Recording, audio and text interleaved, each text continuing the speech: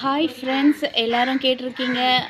Skin ரொம்பவே tan ஆகுது, hair fault நிறையா ஆகுது.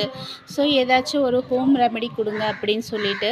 ஸோ ரொம்பவே எளிமையான சின்ன டிப்ஸ் தான், இயற்கையாக நமக்கு கிடச்சிருக்க ஒரு பொருள். ஆனால் அதிக அளவில் நம்ம யாருமே யூஸ் பண்ணுறது இல்லைங்க. ஆமாங்க, அதுதான் பாதாம் பிசிறு. ஸோ நிறைய பேருக்கு உங்களுக்கு பாதாம் பிசிறு தெரிஞ்சிருக்கும்.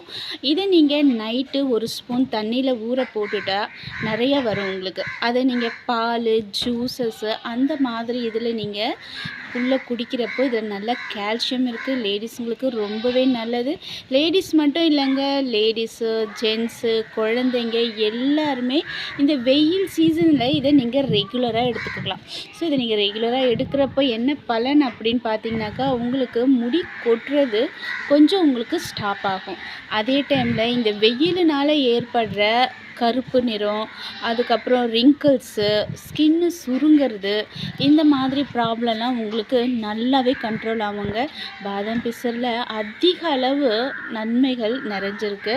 ஆனால் நம்ம அதை எப்போ குடிக்கிறோம், எங்கேயாச்சும் ஜூஸ் கடையில் குடிப்போம், அப்படி இல்லைன்னா எப்பயாச்சும் ஒரு ஒரு சின்ன ஜூஸ் மாதிரி எடுத்துப்போம் இல்லையா. இதை யாருமே நம்ம ரெகுலராக எடுத்துக்கிறது இல்லை. ஆனால் இந்த வெயில் டைமில் இதை நீங்கள் ரெகுலராக எடுத்துக்கோங்க. லேடிஸாக இருக்கட்டும், ஜென்ஸாக இருக்கட்டும், குழந்தைங்களாக இருக்கட்டும், பகல்லையோ இல்லை நைட்டோ அட்லீஸ்ட் டெய்லி ஒரு ஸ்பூன் பாதாம் பிசிறு உள்ளுக்கு போகிற மாதிரி எடுத்துக்கோங்க. நல்லாவே இது கால்சியங்க.